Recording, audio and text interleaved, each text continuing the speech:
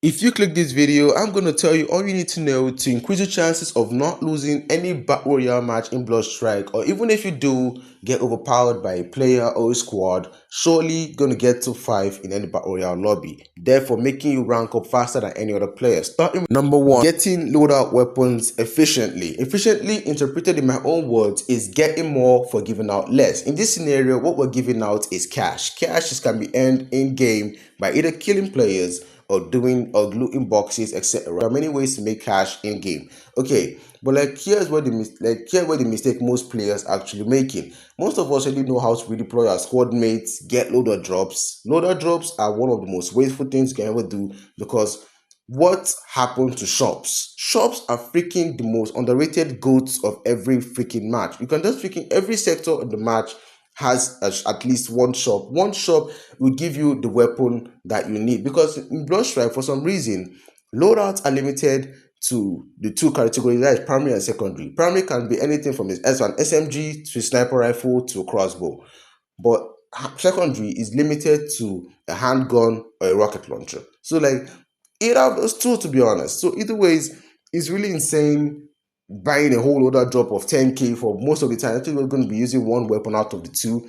So to be honest, just go to the shop, get the exact weapon you're going to be using, and move on with your life. Number 2 is using the UAV wisely. UAV is basically like one of the classic shit of knowing your environment, knowing how many players or enemies are around you.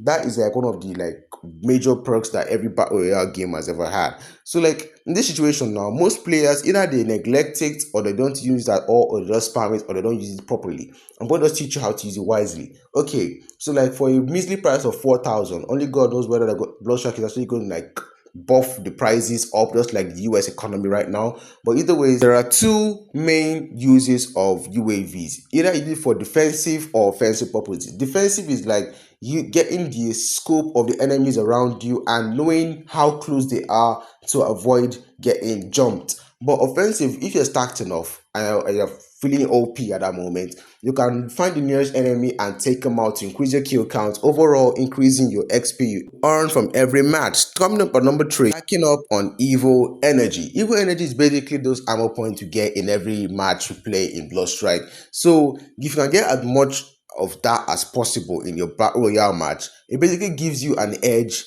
over players in any encounter you have. Okay, so you have it's basically everything comes in levels, of course. So we have from level 1 to level 5. Level 5 is color yellow, being the maximum amount of ammo points or evil energy a player can actually have at all in the game. So having the the more evil energy you have, the more chances you are going to have to likely defeat your enemy in your encounter. So just be sure to stack up on that. But yet again, if you're not lucky enough, where you landing must will probably actually be looted already. So be sure to land in an area that is very close to a shop, the goated hero of all time. Just make sure you have enough funds. They're not really expensive, but you can actually purchase enough. You can get enough evil energy to be stacked enough to actually take on battles with confidence, that know that your armor, because the higher armor you have, the more damage you can take, and the more damage you can take, meaning that the more you can wear out your enemy before you can actually get yourself knocked out.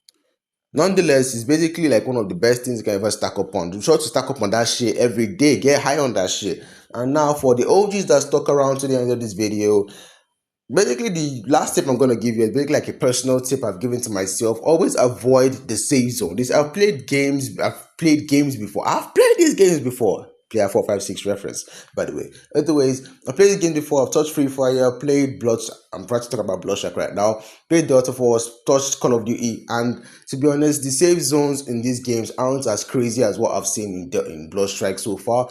Bloodstrike safe zone moves without mercy. I've freaking died to the safe zone more than players have actually killed me in this match. I'm telling you the truth right now.